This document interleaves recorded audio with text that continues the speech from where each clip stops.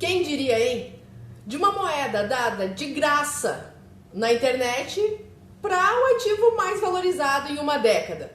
Pois é, esse fenômeno nunca visto antes na história da humanidade é definitivamente o ouro digital chamado Bitcoin. E você, que não está dentro desse foguete ainda, tá atrasado?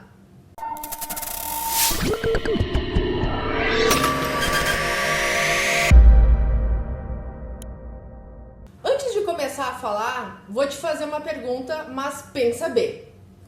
Você acha tarde demais para se envolver com a internet ou comprar um smartphone? Nossa, mas que pergunta idiota!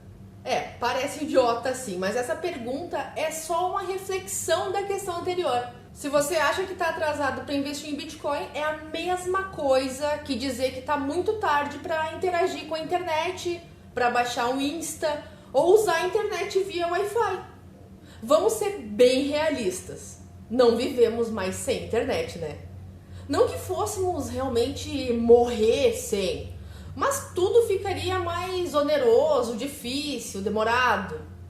Olha só, no comecinho lá da criação da internet, eram poucas as pessoas que sabiam como navegar. E entre essas pessoas estavam um grupinho de nerds, cientistas e os entusiastas. Final lá dos anos 60, só os cientistas estudavam como criar redes. E quando a internet começou a se popularizar, tem aí uns 30 anos ou um pouco mais, começou nos Estados Unidos e todo mundo ficava desconfiado. Como uma coisa que a gente não vê pode funcionar?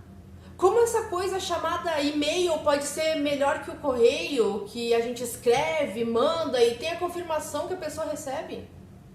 E olha agora que tudo faz parte da internet.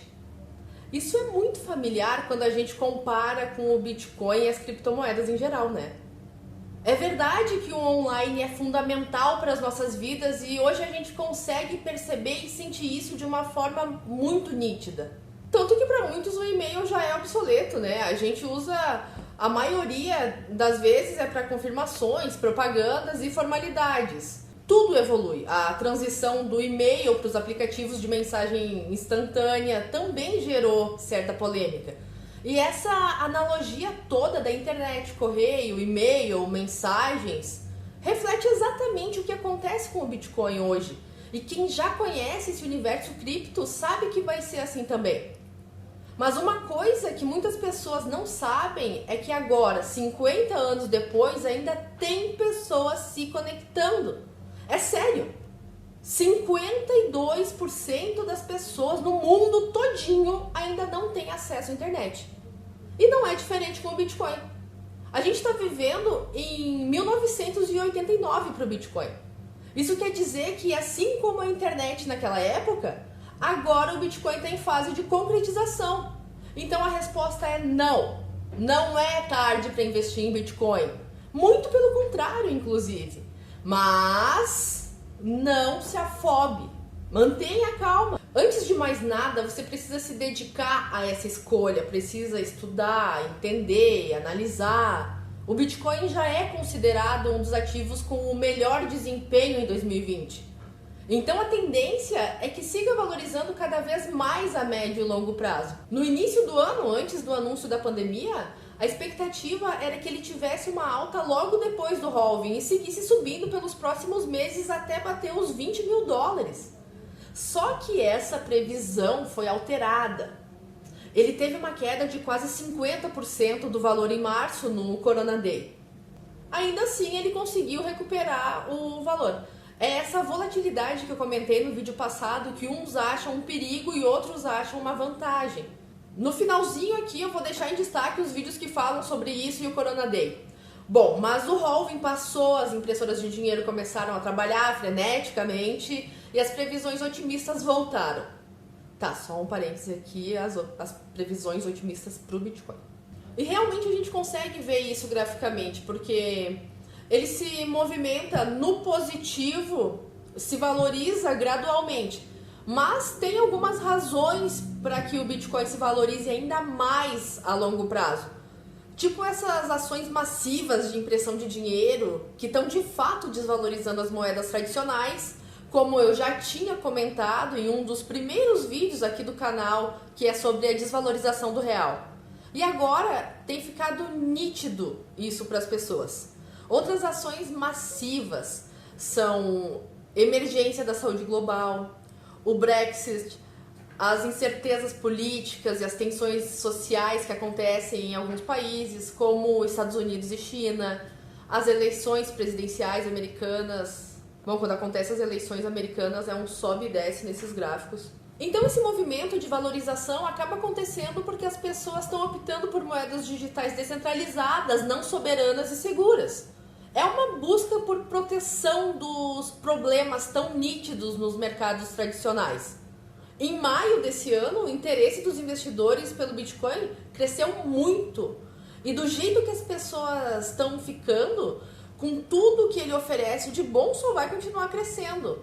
É uma nova era que foi catalisada por um vírus e que vai ser cada vez mais guiada pela tecnologia. A gente preparou um comparativo para vocês. Olha só o Bitcoin em relação ao ouro. O ouro a gente sabe que também é um ativo seguro e escasso, bem por isso que ele é adotado por muitos investidores, para proteção de patrimônio, para reserva de valor. Só que o Bitcoin, além disso tudo, é ainda mais escasso, porque só tem 21 milhões de Bitcoin. E aqui a gente consegue ver claramente que a tendência é se valorizar mais. E por que equiparar o Bitcoin com o ouro? Porque se você ainda não conhece, não sabe o quanto eles são parecidos. Mas não seja por isso, eu te falo. O ouro é extremamente escasso e a quantia disponível dele é limitada pela natureza. A mesma coisa acontece com o Bitcoin. O que muda é que a oferta dele é limitada por uma regra imutável no protocolo. Já a mineração do ouro é mais difícil e precisa de cada vez mais recursos escassos com o passar do tempo.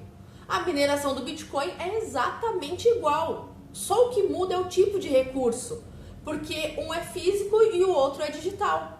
Mesmo que o ouro esteja concentrado, não existe exatamente um dono ou uma entidade central que seja capaz de controlar ou alterar as características físicas.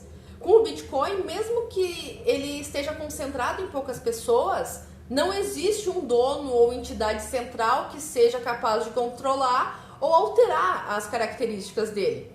E olha só, a adesão aumentou de 41 milhões para mais de 53 milhões de usuários em 2020. Esses dados são só de uma carteira de criptomoeda.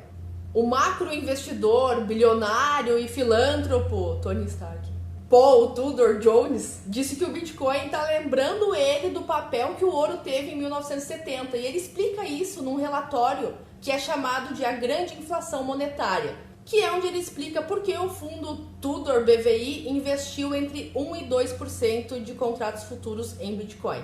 Agora imagina 1 a 2% sobre bilhões. Enfim, se você pensa que está atrasado hoje porque o Bitcoin custa 50, 60 mil reais, então lembra de quando ele custava 30 mil e você achava caro. Você ainda não está atrasado, mas se continuar procrastinando, vai ficar. Se concorda com o que eu estou falando, se inscreve no canal que toda semana tem vídeo novo, interage. As plataformas não deixam a gente impulsionar a maioria das coisas. E um like já ajuda a mostrar que tanto o vídeo quanto o canal tem credibilidade.